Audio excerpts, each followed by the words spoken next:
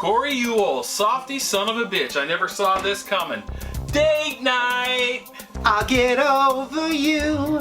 I know I will. You put a hole in my heart. You know I'm still in debt to Columbia House for that? I'm still paying off my Nightmare on Elm Street box set. I know it's the end of the world, but I'm still nervous to pick up the phone. Is this Cody Lynch? No. Anyways, I don't know what we're calling this new section, but we'll call it Survival Dinner Snack Pack and a Movie. No, man, just survival snack pack. Survival Snack Pack, that sounds good to me. So for the first inaugural snack pack, what we're gonna do is choose a movie. Tonight's gonna be a date night movie. We're getting romantic, and we're gonna pair it with a drink and a little bit of food. I had no idea you were going to pull this one out of your hat. You don't take me for a romantic, but oh, I am, my friend. You know, tonight's movie actually inspired me, Corey. Oh, how so? To go get a prostitute. I've been living kind of a lie. Oh, do tell. I've been living in shame, and it gets lonely. You got someone there with you? Kind of, and I'd like to introduce you to her. Here she is. Here's my wife. She's gotten me through many, many lonesome years before I met you. But I want you to know one thing. Are you going to introduce me? What's her name? I'd just like to introduce you to Joe. Friends call her Nancy. I just don't want you to think that this is going to change anything between you and I. Anyways, every now and then Joe's going to jump in on the show, and she's going to maybe take a comment or two and give us her opinion. It's nice to get a female perspective every now and then. Oh, absolutely.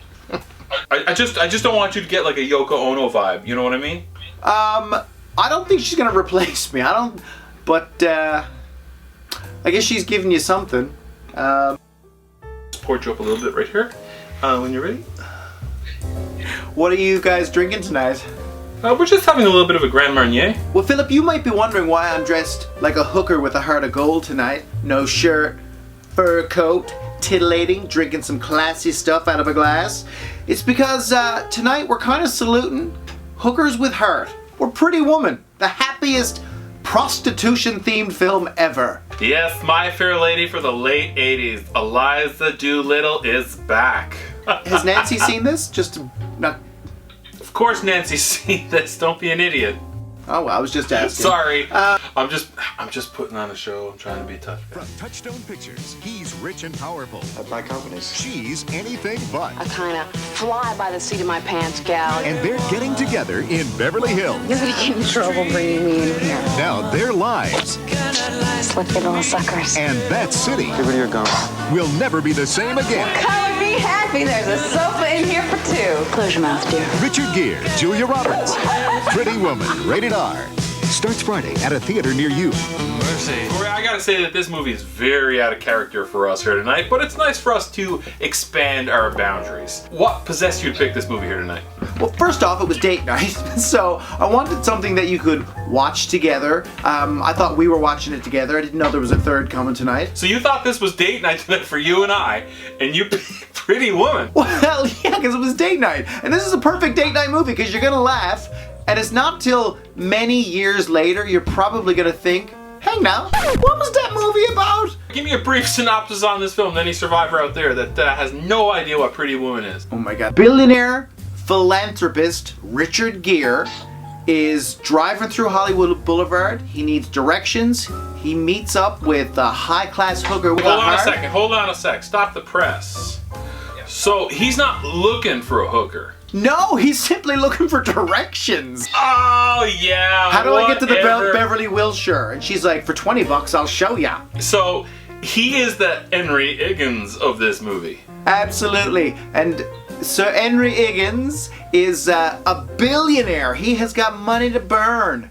So he ends up hiring this woman, Vivian, who is a prostitute, to work with them for a week and also still be a hooker. He's not just...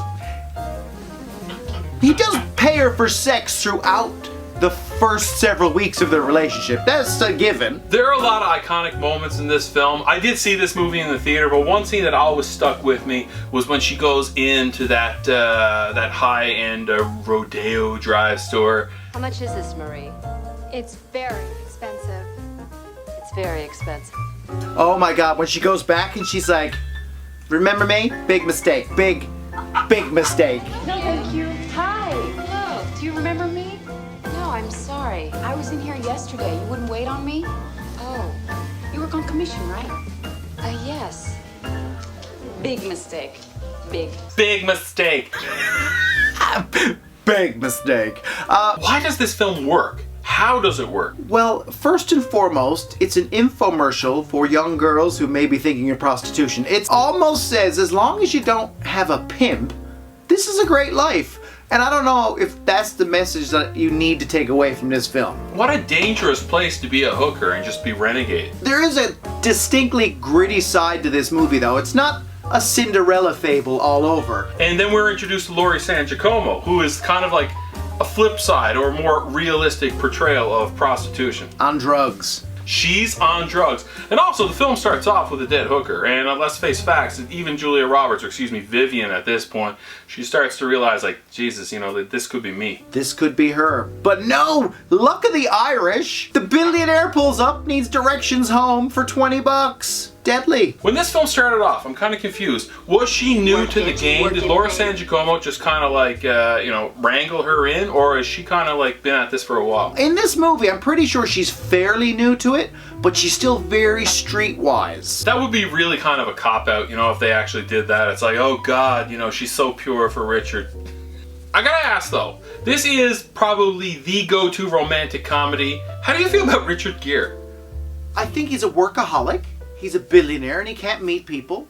And he just happens upon this prostitute. So you genuinely think that he was looking for directions? He's just like an awkward businessman. Yeah, he was driving that car. He had no idea where he was. He ended up on Hollywood Boulevard. Yeah, and she just happened to know how to drive a stick. There's a... Yeah, I bet she did. There's a significant age gap too. Well, I don't know, because Richard Gere's always had gray hair his whole life. He was born with gray hair. Hold on a second. Yeah, Joe thinks he's hot. Joe's hilarious. Stop it, you're making me jealous. Give it up. But can you imagine anybody else in that role? Richard Gere is probably 20 years Julia Roberts senior. She was like, what, 23 when she recorded this? Yeah, I guess she was 23 or 24. Was this her first hit movie? Yeah, I think before this, what she'd do, like Mystic Pizza and Satisfaction. Mystic Pizza. Ugh. The point that I'm thinking about here, though, is can you imagine if they reversed gender roles? Can you imagine like a 45-year-old woman picking up like a 20-year-old male on the strip? Or even better, because let's face facts, the strip was kind of known for rough trade. Can you imagine if this was done from a gay perspective? Gay? Yeah, just some like 45-year-old businessman picking up a young dude. Who would you cast in that film? Woo!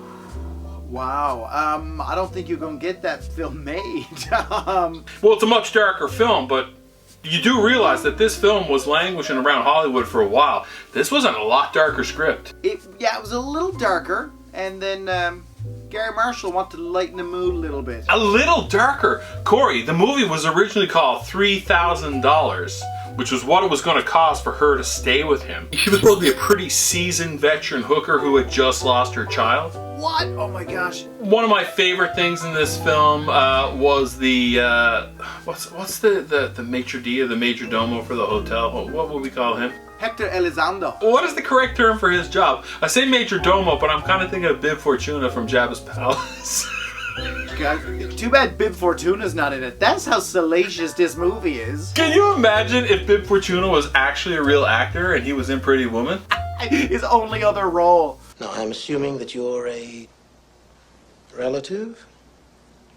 Yes. I thought so. Then you must be his...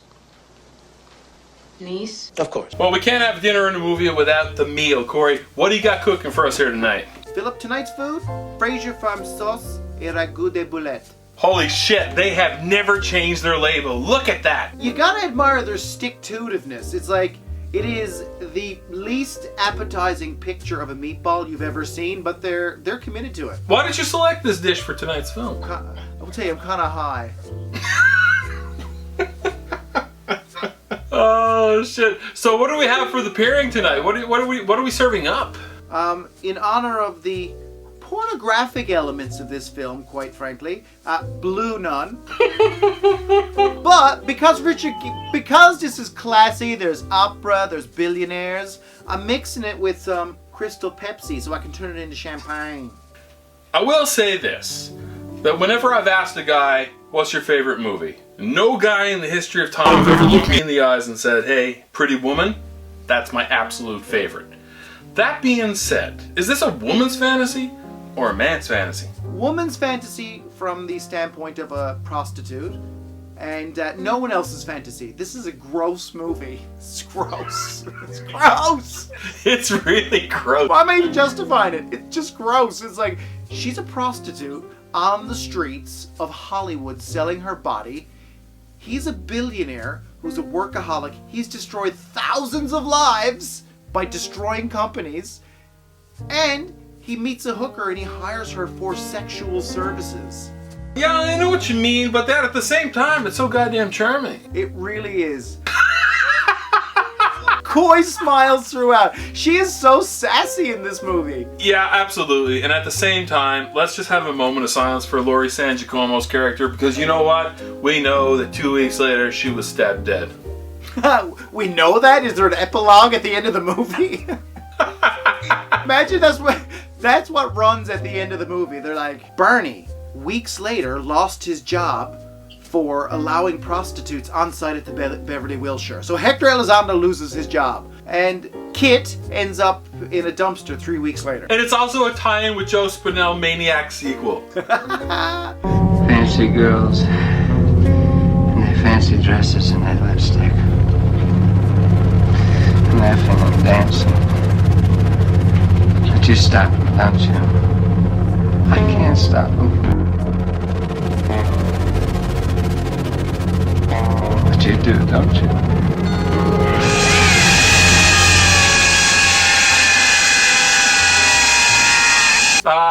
I'd like to chat with you all night about this film, but myself and Joe, we got some things to do. You know what I'm talking about? Wow, women do, and they don't regret it.